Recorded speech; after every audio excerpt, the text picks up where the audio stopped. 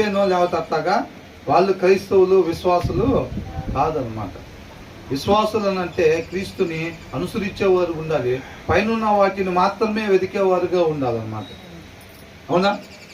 కాబట్టి మనం అవసరతల్లో ఉండేవారిని ఆదుకునేవారుగా ఉండాలి, కానీ వాటి నుంచి తప్పించుకునే వాళ్ళుగా ఉండకూడదు.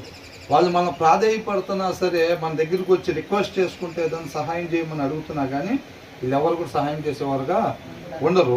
They are nowhere to be found అంట. దరిదాపుల్లో లేకుండా వెళ్ళిపోతారంట. విషయం తెలిసిన వాళ్ళ పరిస్థితి చక్కబడిందని తెలిసిన తర్వాత మరలా వాళ్ళ దగ్గరికి వస్తారు.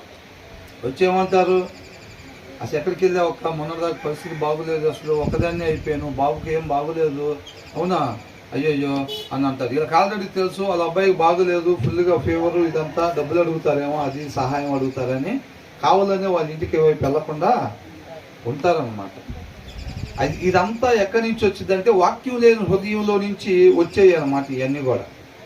దాన్ని బట్టి మనకు అర్థమైపోయింది, మనకు అలాంటి ఆలోచనలు వస్తున్నాయా అని అంటే, మనకు అలాంటి ఉద్దేశాలు కలుగుతున్నాయా అంటే ఒకటే గుర్తు, మన హృదయంలో వాక్యం లేదు.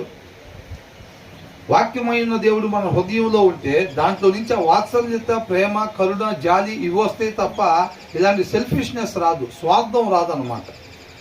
మనకు స్వార్థపూరితంగా మన ఆలోచనలు వస్తున్నాయి అని అంటే హృదయంలో సమృద్ధిగా వాక్యం లేదు అని అర్థం ఎప్పుడైనా. అవునా? అంటే ఈ వచనం ద్వారా మనం అలా ఉండాలంట, ఉండకూడదంట?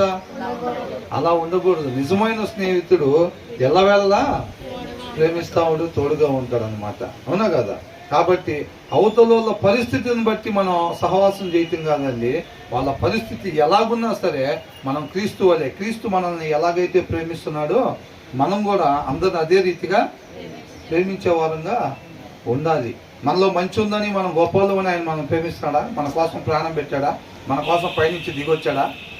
మనలో ఏ మంచి లేదని తెలిసినా సరే ఆయన మన కోసం దిగేసి వచ్చి మన కోసం ప్రాణం పెట్టాడు. మనం కూడా ఇతరుల్లో మంచి చూడటం, వాళ్ళు మనం మేలు కోరుకుంటున్నారా లేదా, వాళ్ళకి మన ఫ్యూచర్లో మనకు సహాయం పడతారా లేదా, వాళ్ళతో అవసరం పడిద్దా లేదా ఫ్యూచర్లో. చాలామంది ఎలా ఉంటారు, వాళ్ళతో తర్వాత అవసరం పడిద్దంటే ముందు నుంచే ఫ్రెండ్షిప్ చేస్తారు. అనుకున్నాం కదా, అట్లా చేస్తూ ఉంటారు. అదే వాళ్ళ దగ్గర ఏదో ఉందనుకోండి, ఇప్పుడు